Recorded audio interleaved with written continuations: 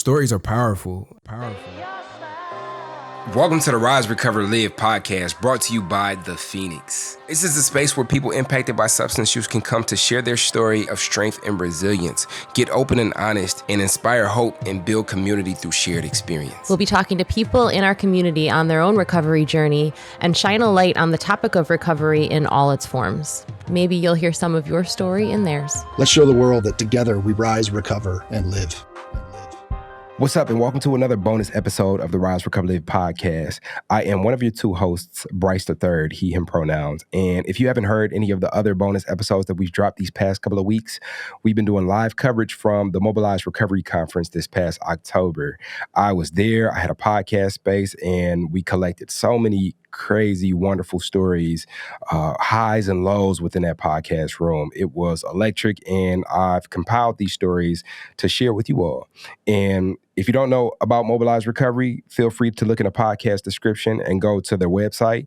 But in short, Mobilize Recovery is just a dope conference. It's also a dope convening. It's also a dope community. There's so many different stories. People who have been impacted by substance use disorder, people who are pushing for policy change. I met Macklemore, the artist. He's a person who's loud in his recovery and uses his art to be able to push forward in the recovery movement. We had Joseph Green, a profound poet, on last Thursday's bonus episode. And today we have a guy that I met, Mr. Stancil Tootle, aka Tootles. And he challenged me. He challenged my perception. He challenged my understanding of recovery. He challenged my privilege and challenged me to look in the mirror and see how privileged I am and how to take into account people who don't have the same access as maybe I inherently have. And you'll soon find out why this was the case for me. I want you to listen to this episode with open ears and an open heart, and consider how, after hearing this episode, you can show up better in your community to create an accessible environment for us all. So without further ado, my guy, Stancil Tootle. All right, my friend, who do we have the pleasure of sitting and talking to today? My name is Stancil Tootle, and I'm a person in long-term recovery, and I'm from Bainbridge, Georgia. And as you guys can tell, I am a Black, but I'm also blind male, 33 years in recovery, and I live and I'm from a rural area. Well, Tootle. Right, that's what everybody call me. Okay. All right, Tootle. Well, what brings you to this conference, this Mobilize Recovery 2023? Well, this is my third one, and I've had the privilege of being a presenter I was a presenter last year, and I'm a presenter this year. As I said, I am a blind person in long-term recovery, and I do presentations on the barriers to recovery for people who look like me, not just from a racial standpoint, but also from a disability standpoint. Oh, and I also have a speech problem, so I'm not nervous. I just can't talk. No, it's all good, Tootle. So what have you found? Because I've never had that experience before. Like, I've never been you. And I have been in this recovery space. And recovery is still to this day can be a white dominant space. So, like, I know what it's like to be Black in recovery. I know what it's like to be young in recovery. But what has your experience been like with a disability? What obstacles have you come across? Well, we can start from the beginning of the process. Treatment, access to treatment for people with disabilities is not, as that trendy word, it's not equal across the board. And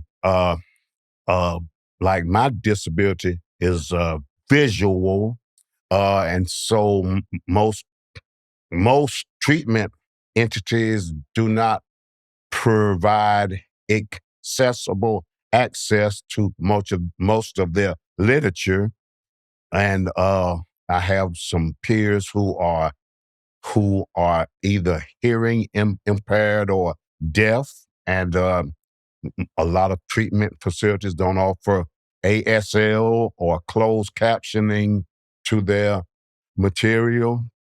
And where I come from, I have one buddy who is on dialysis, and it requires him to have dialysis treatment 3 times a day. And he was denied going to a treatment center because they said within that 28 days, he would miss too much of their scheduled training. So, and the recovery community presents some of the same ableistic mindset that the general society offers. And a prime example is we live now in a digital world, and there is a law on the book called Section 508, which that if you receive any type of funding from the government, your digital platform is supposed to be totally accessible. So like I use a screen reader. And in the world we live in, the first introduction that the average person has with any business, agency, or organization is through the website. But if I were to go to most places' website and I can't read the information that's on their website because it's not compatible with my assistive technology, odds are I'm going to just turn and go someplace else, which is probably back to what I was doing. Mm. And I've seen that happen recently. Another prime example was while we were going through COVID, most things went virtual. But very few entities that use any of the virtual platforms make a conscious choice to make sure that they turn on the closed captioning, like on Zoom. Zoom gives you the ability to use closed captioning. But if you as the facilitator choose not to make the closed captioning available for one of my peers who can't hear, what's the point of them even going and trying to participate? Mm. But like I said, most people don't even give it no thought, even though Zoom has put that option into their product. Yeah.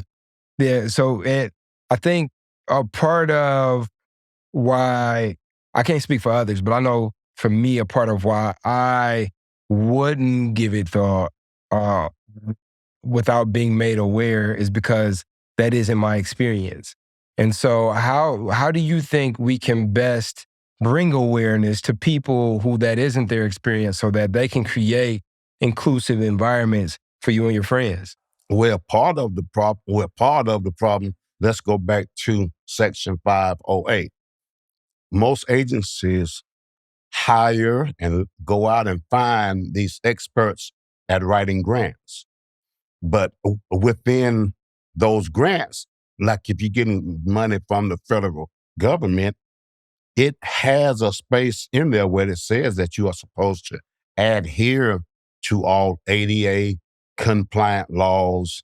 But since the general society don't value disabled people in general, and there's not a whole lot of action being done by the Department of Justice to make sure that entities adhere to the ADA. People like me have to keep on reminding you all, reminding you all of what you are supposed to be doing. But it bothers my heart when to see this going on from the recovery community, and then they turn around and say recovery is for everybody and we love everybody. But I'm a second thought. Mm, I honestly, I have a hard time when people say things like, well, we never thought about that. mm, But you pay this good money to this grant writer who is supposed to know what's in the document. mm. This might be a goofy question. I don't know. But like, ideally, what, in a perfect world, what would it look like where there's these spaces that are all inclusive? Like, what does that look like and how do we get there? Well, since odds are a lot of my peers won't be able to come to you guys because those spaces are not accessible. I think there needs to be more outreach done.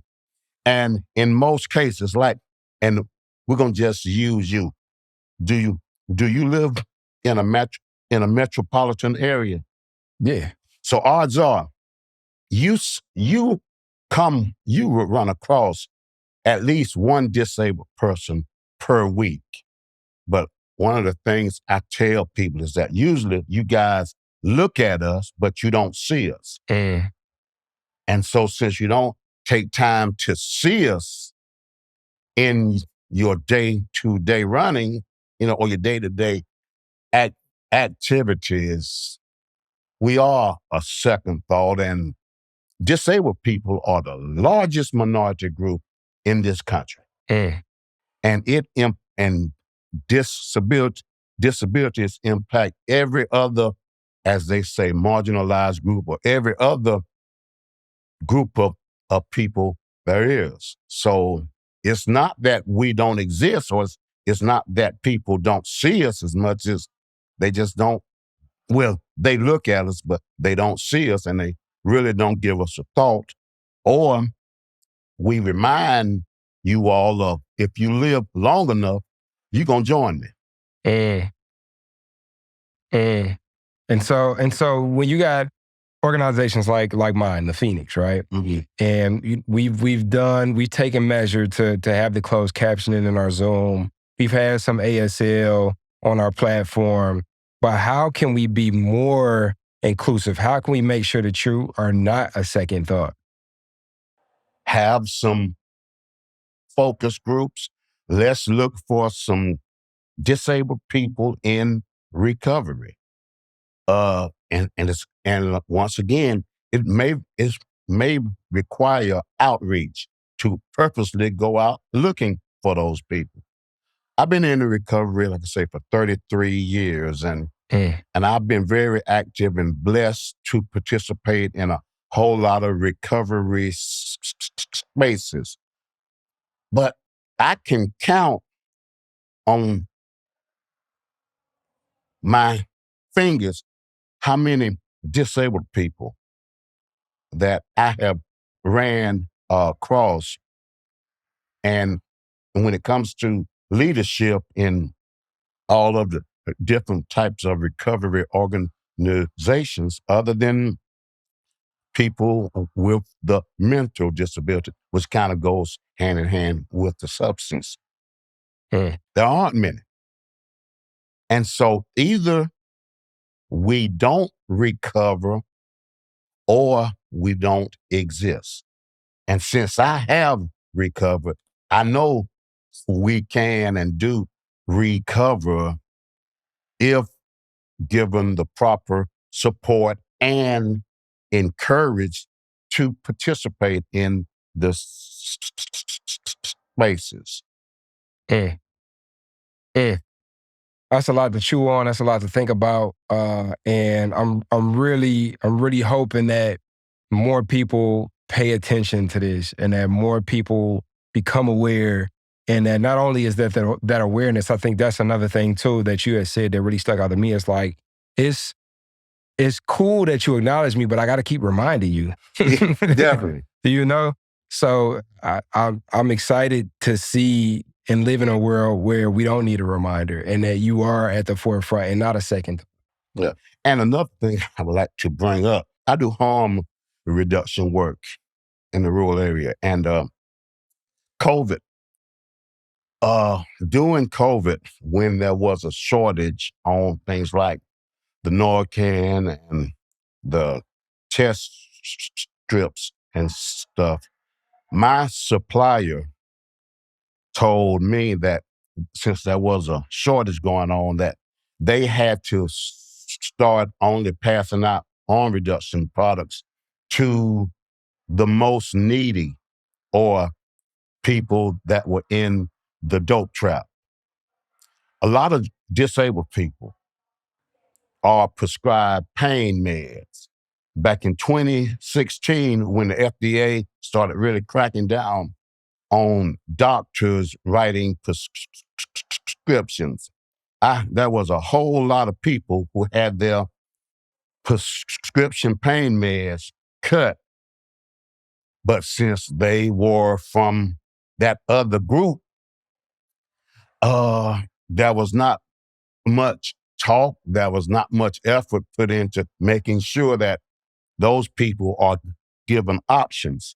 So when COVID hit and harm reduction services started getting more targeted, so many disabled people that I know, they started seeking street drugs for their pain, not so much for the pleasure, but addiction is addiction, whether you do it because of the pain or because of pleasure. And you often hear people talk about over 100,000 people OD'd,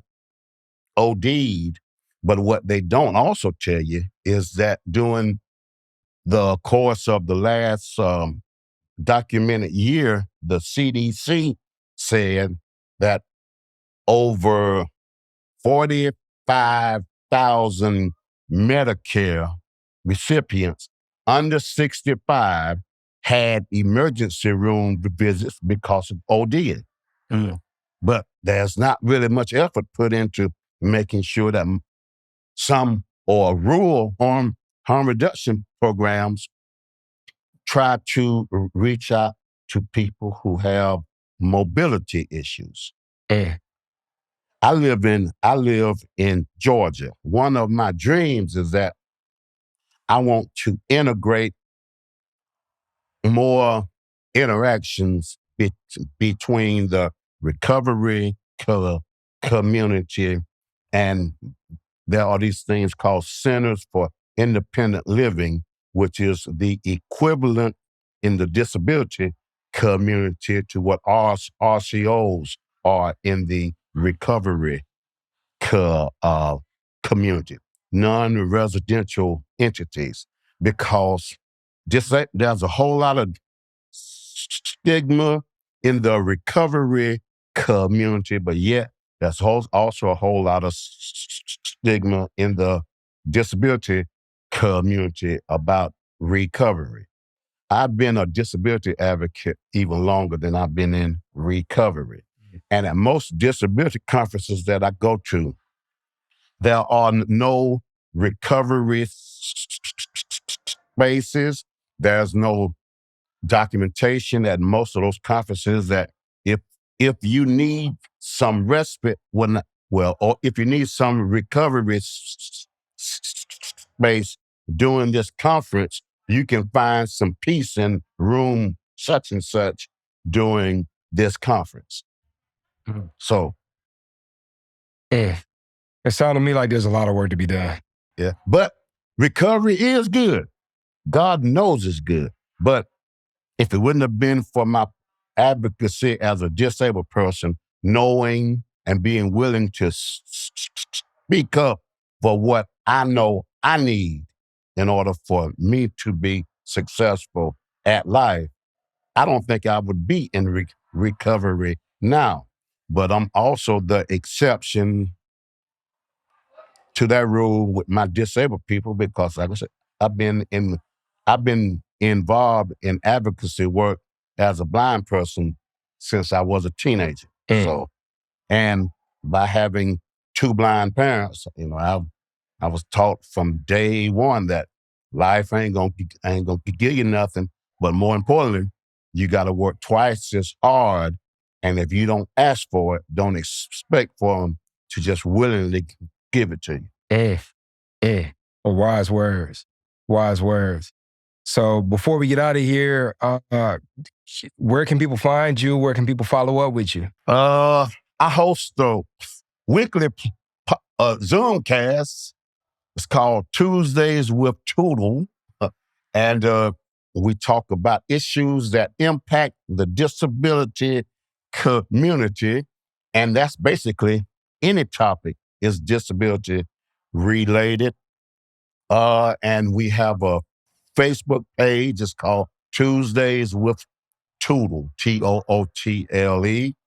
And my email address is stootle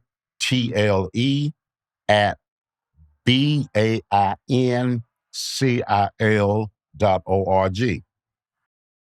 Well, thank you. Thank you, Tootle. Thank you for sitting on this couch, and thank you for giving it to us how we need to be got. And I hope that I don't know, I hope we were able to live in a world where, like I said, you're not a second thought. Well, if you live long enough, you're going to be a part of that thought too. But that's the beauty of long-term recovery. Living long enough that you wind up needing some care. And you want to make sure that the care is there when you need it. I hear that. Well, thanks for sitting down with us. All right.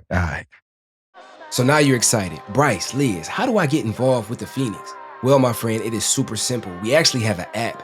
Head over to the Google Play Store or the Apple App Store, or look in the show notes of this podcast, wherever you're listening to or watching this podcast, and go download the Phoenix app. The Phoenix app makes it so easy to find classes that are near you or to access our virtual class schedule where you can hop on from the comfort of your home.